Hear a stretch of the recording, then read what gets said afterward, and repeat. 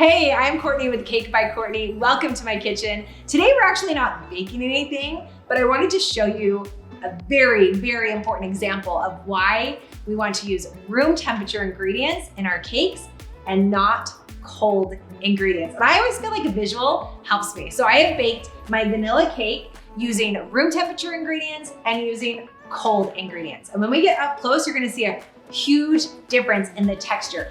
The room temperature cake is gonna look fluffy and moist, and then the cold ingredient cake is gonna look really dense, like totally two different textures.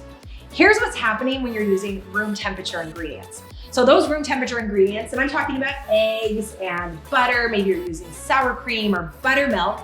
When they're room temperature, they do a much better job of emulsifying, which means when you're mixing it at a higher speed at the beginning and even later on in the mixing process, you're gonna trap some air into those ingredients and into your cake batter. When the ingredients are cold, that doesn't happen.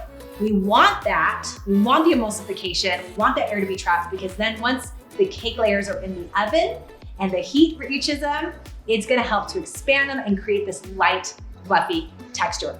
So as you are making your cake batter, you're gonna notice if your ingredients are room temperature or if they're too cold. So if you start mixing the butter and the sugar and the eggs and that mixture looks clumpy, the ingredients are too cold. Those ingredients, when they're room temperature, should mix really well. So everything looks smooth and silky and it's gonna get this fluffy texture.